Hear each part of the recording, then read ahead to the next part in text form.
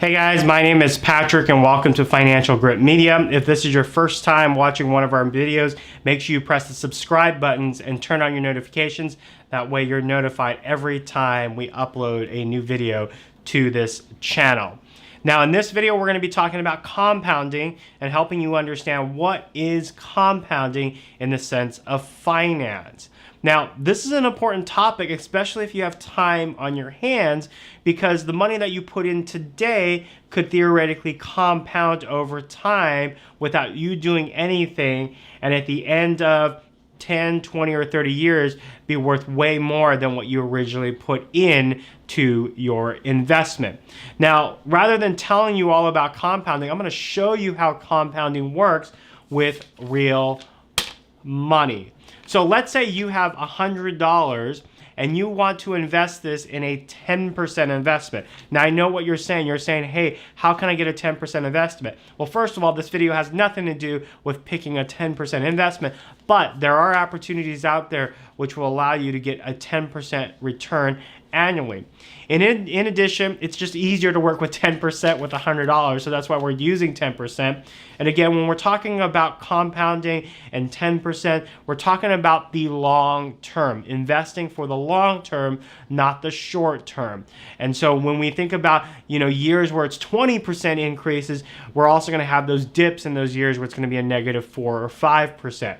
At the end of the day, what we're hoping or what we're expecting is to average out at a 9 or 10% click over a long period of time, which is what the S&P 500 has returned over its long history of investing markets, okay? So let's start off this example assuming again that we have $100 and we go out and we invest this in a 10% investment.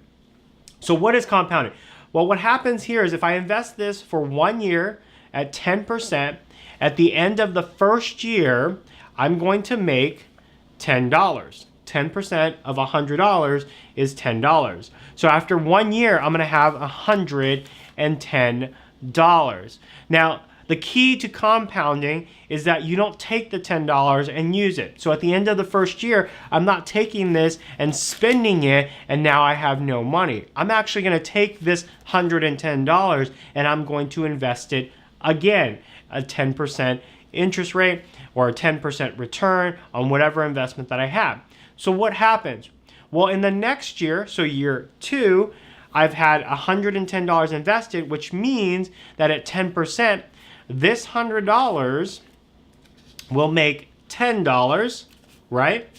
And then our $10 of profit that we had last year is going to make 10% as well. And 10% of $10 is $1. So now at the end of year 2, I've got $121. So again, the art about compounding is that if I don't do anything and I keep it in my 10% investment, in year 3, this is going to compound once again and make another 10%. And it's not just this $100 that's going to make 10%, it's all of this that's going to make 10%. So what does that look like? Well, let's go back one by one. So I have a 10, 220, 2 10s, and 100, 2 10s, and a 1. So let's do this individually so you can see how it works. Let's start with our 100. So this 100 in year 3 is going to make $10 just like it has since year 1. So that's going to make $100. All right, next one. We've got $10 here. Well, 10% of this in year 3 means that it's going to make $1. So now I have $1 extra for this $10, okay? Now, this $10 is going to make another $1 because 10% of 10 is $1.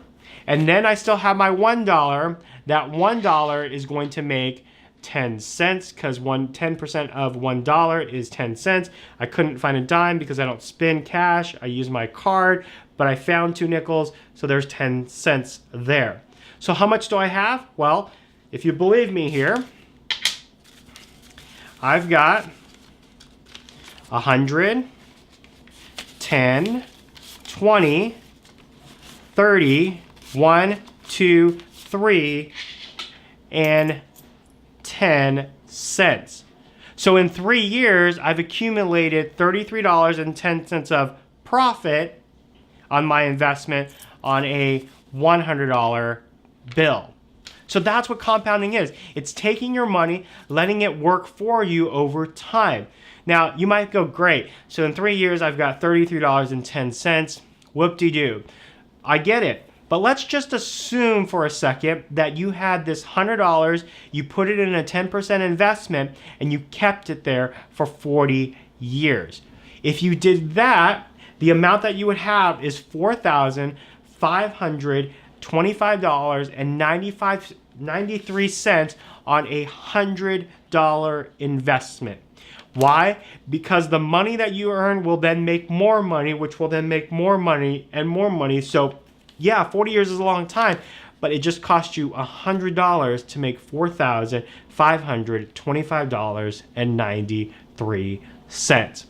Now, obviously, when we talk about the long term and the long haul, we just don't want you investing $100. It would be nice if you're investing $100 every month and every month for 40 years so that it grows. And that's what our challenges are all about. Our challenges is all about understanding compounding from a long-term perspective. Now, if you watch any of our challenge videos, you'll know that there are some periods when the market's down and there's some periods when the market's up. The key is consistency and long term, because every time the market's down, we're still going to buy $100 worth of stocks or bonds or mutual funds or whatever we're trying to do. We're still trying to buy that $100 worth of securities to hopefully buy it for cheaper than we did before, averaging out the cost of all of our investments. So compounding only works if you have time to sit on the money. So that's why, as financial planners and financial investors that are thinking about retirement in the long term, the earlier you start, the younger that you are, the more time you have, and the more that compounding can work in your favor. So the next time you think about $100, think about what it could be worth if you just let it sit and make money after money after money using the compound effect. So that's this video on compounding. Make sure you press the subscribe buttons and turn on the notifications for this channel.